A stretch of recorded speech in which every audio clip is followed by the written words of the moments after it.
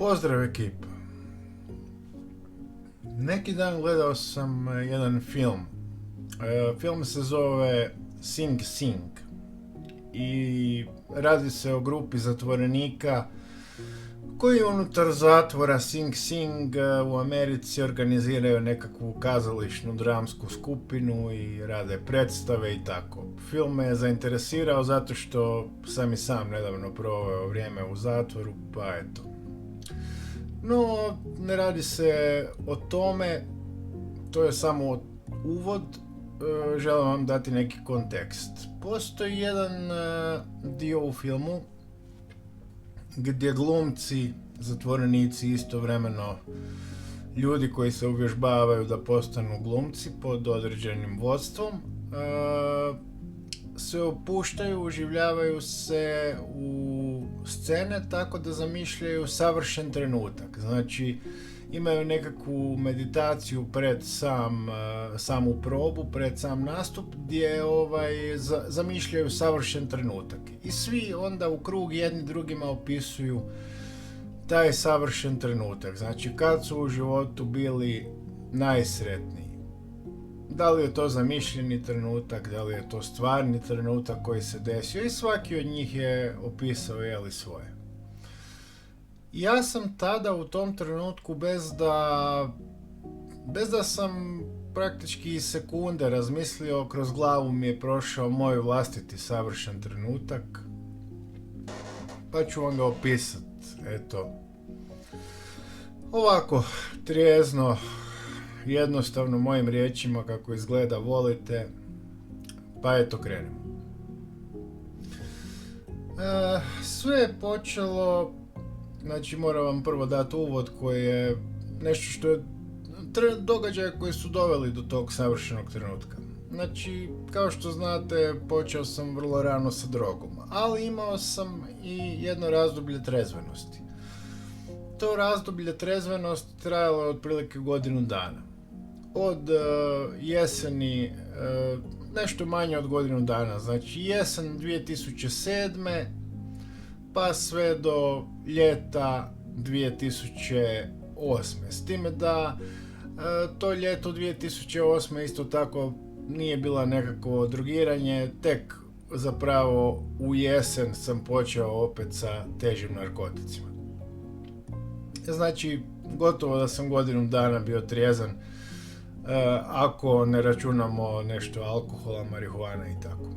No, uglavnom, krajem 2007. počeo je to moje razdoblje trezvenosti, kad sam se počeo baviti meditacijom, čitao sam puno knjiga na tu temu i počeo sam istovremeno voditi blog. Ti blogovi su 2000-ih bili dosta popularni, blogeri su na blog.hr-u bili pa nešto kao danas influenceri, skoro u tom rangu. Dosta ljudi je znalo pratiti određene blogere. Ja sam u početku na blogu objavljivao zen priče, poput one koju sam neki dan objavio u slikama, ali s vremenom sam počeo stavljati svoju poeziju, svoje vlastite priče koje sam pisao i tako. No, ono što je razlikovalo mene od većine blogera bilo je to što je u kutu bloga uvijek bila moja slika. Znači, većina blogera je skrivala svoj pravi identitet, dok nisam se sramio svog izgleda i nije me bilo briga na kraju krajeva. I bila je moja slika prisutna. Zanimljivo je isto tako da sam kasnije u gradu upoznao neke ljude tijekom izlazaka koji su govorili da su pratili moj blog, a ja nisam imao pojma ko su. Nešto slično kao danas sa YouTube-om, samo što u puno manjem opsegu. Jer jednostavno medije drugačiji, nije bilo drugčije, to bio svijet. No, uglavnom da skratim, znači, tako, kraja 2007. početka 2008. pa do ljeta 2008. Izmjenjivao sam komentare sa jednom blogericom. Znači, ja bi komentirao svaki njen post, a ona svaki moj. I sve što je pisala jako mi se sviđalo. Nisam znao kako izgleda, ali imao sam nekakav dojam, ne znam, strašno jak dojam i sjećam se, radio sam tada, odlazio sam na posao i mislio sam si kad bih imao djevojku, volio bih da bude upravo takva, barem duhovno, mentalno, kako god. I sad, došlo je ljeto 2008. i ona mi je u jednom komentaru poslala da me je sanjala prošle noći. To je po prvi put mi dalo na neki način,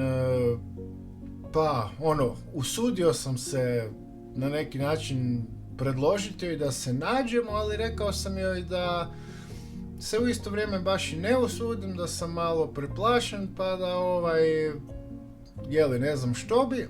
A ona mi je na to rekla, pa onda ako si preplašen, napiši mi mail, nazovi ga ohrabrujući mail i pošalji svoj broj mobitela, pa ćemo se čuti. I ja sam tako i napravio, napisao sam ohrabrujući mail, poslao ime, broj mobitela i sad, ja mislim da je ona prva nazvala mene, da, mislim da. I dogovorili smo se da ćemo se naći, i našli smo se. I sad, da ne dužim, započeli smo vezu vrlo brzo. I iste večeri praktički smo nekako kliknuli. Puno toga se dešavalo vezano uz to kasnije i priča je jako kompleksna, ali već prve večeri kad smo se našli, ona je rekla u jednom trenutku da bi bilo lijepo da hodamo, da se držimo za ruke, iako još nismo ništa praktički ni bili, a ja sam joj rekao da bi onda bilo još ljepše da hodamo zagrljani. I bilo je to jako lijepa večer, jedna predivna večer koja bi mogla spadati u drugi trenutak, u svakom slučaju u kojem sam bio najsretniji. Ali nekoliko tjedan ili dva potom sam se trebao naći s njom na večer, no prije toga sam bio sa prijateljem na Jarunu i malo smo plivali i tako. Tada je još voda bila nešto i čišća, pa se i moglo, ili barem smo vjerovali da je bila čišća. I uglavnom nakon toga sam se zaputio prema centru da se nađem s njom. I našli smo se na Gornjem gradu, na Strossmayerovom šetalištu. I sad, trenutak kad sam bio najsretniji, zatvorit ću oči da ga opišem. Ovako, ide u nekoliko sekvenci. Prvo, trebali smo se naći kroz uspinjače i ugledam nju i pomislim si, Bože kako je lijepa. Bila je raspuštene kose koju je tada držala onako malo zakovrčatom, valovitom. Bila je, koliko se sjećam, u crvenoj majici, kratkih rukava sa nekakvim bijelim natpisom oko grudi, trapericama i žutim balerinkama. I tako prekrasna djevojka mi je prišla u susret, zagrlili smo se, inače smo se par večeri prije toga i poljubili prvi put i tako, započeli vezu.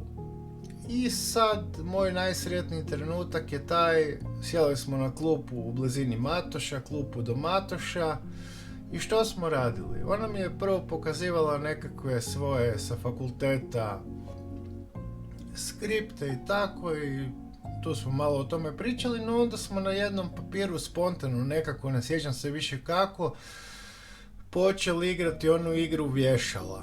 Znači, gdje nacrtate jedno vješalo i sa protivnikom, znači protivnik vaš pogađa riječ i svaki put kad fula slovo vi nacrtate lice, to jest oblik glave, pa onda oči ako fula opet slovo, pa usta ako fula slovo, pa nos ako fula slovo, i dok god fulava slova vi ga crtate, i ako fula sva slova prije nego što pogodi potpunu riječ, on je obješan zapravo.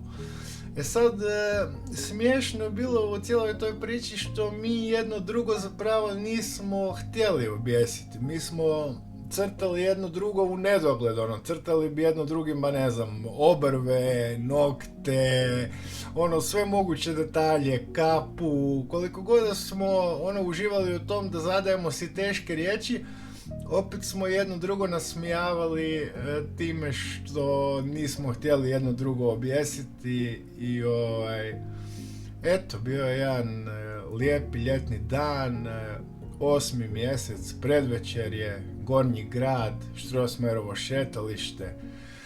Sjećam se da je temperatura bila savršena, onako, večer se spuštala na grad, ali još nije bio sumrak i eto, ja s njom, oboje mladi, lijepi, nasmijani.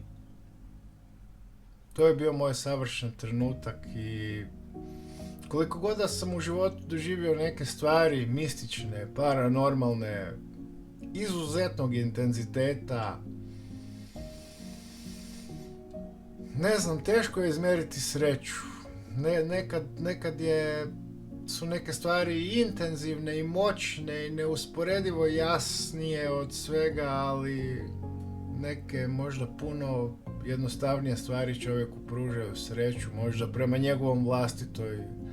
njegovoj vlastitoj prirodi. To je bio moj savršen trenutak, eto ga.